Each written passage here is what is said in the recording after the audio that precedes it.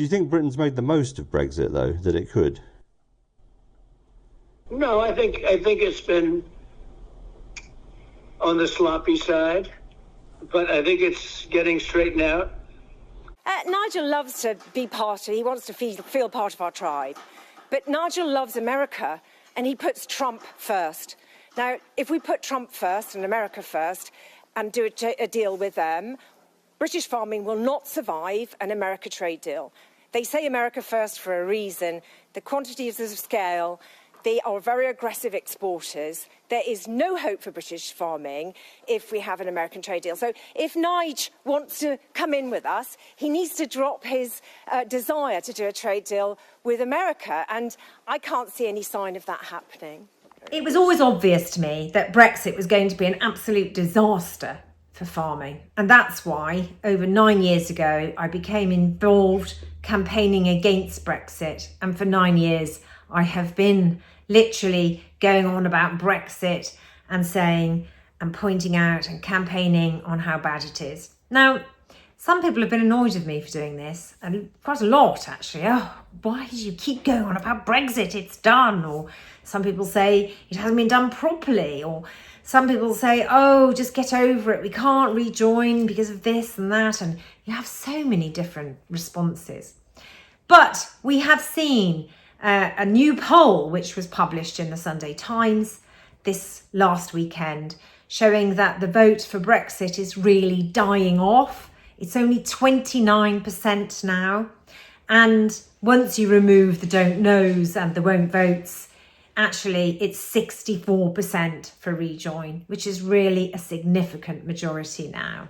And it's becoming the Brexit elephant in the room, which Westminster can't continue to ignore. And first up in the Times today, Catherine McBride, supposed economist from the IEA, who tries to convince people that by getting rid of Brexit, we'll end up with all of the Brexit downsides that we're actually not living well with. But she does a jolly good job to try and persuade people that Brexit is the way to go forward and that rejoining will be disastrous. I mean, she's basically scaremongering. However, the readers are not having any of it, and the Times comments are full of despair. Then, in what looks like a coordinated effort, Jacob Rees-Mogg opens his show on GB News with a massive monologue moaning about the Sunday Times poll. Polls last week revealed the truth about the nation's view of Brexit. The first, in the Sunday Times, remarkably revealed that 52% would vote to remain, which Remain is gleefully used to prove that the British public have a bad case of regret. However, it's fundamentally misleading. First, it's obviously impossible to remain in an organisation that you have left, and a referendum that asked people if they wanted to rejoin would have had very different connotations. The blob has never come to terms with Brexit and is desperate to tie Britain to a failing and bankrupt European Union that it always thought the electorate was stupid to vote to leave. However, I suggest that Remainers don't get too excited about the Sunday Times poll, because a new poll, which is being given exclusively tonight for its first outing to GB News and bargate till 8 o'clock, conducted by Queen Mary University in Newgard, has just been released, and this one has got away from the predetermined views on Brexit by not actually mentioning the B word at all. It asks what powers people want the nation to have and which ones ought to be shared with international bodies. The poll gave respondents 3 options alongside don't know to 20 questions on decision-making. These were the UK government alone, the UK government involving other nations on a non-binding basis, and the UK government bound by international institutions. On every single question, the most popular answer was the UK government alone. And in 17 of the 20 questions, this answer, including the don't knows, had over 50% support. So that, for example, on VAT, 71% want the UK to make the rules exclusively, while only 5% want the government to be bound by international institutions. But remember, when we were still in the EU, VAT was made by the EU, not by us. The 3 that did not have over 50% support were AI regulation, data protection and trade rules, but still, a majority wanted us to do them. So despite the relentless Remainer whinging, the fundamentals of Brexit are as popular, if not more popular than ever. The British people do want their parliament to be sovereign, despite the poor quality of government they're currently being provided with. This idea of taking back control was at the heart of the Brexit campaign. The decisions affecting the UK must be made by those who are democratically accountable to domestic voters. And it's wonderful, it's refreshing, it's uplifting that voters have confidence in their own nation, a positive position that looks to a bright future. The sadness is that our politicians are such pessimists, managers of decline. But when the politicians do not match the needs of a democratic people, new ones can. It's absolutely clear that the Brexiteers are really upset about this poll, which is great. And it's also clear that Brexit is no longer a big issue for the Brexiteers. They are fed up with it. However, the Remainers, the rejoiners are definitely beginning to build quite strongly.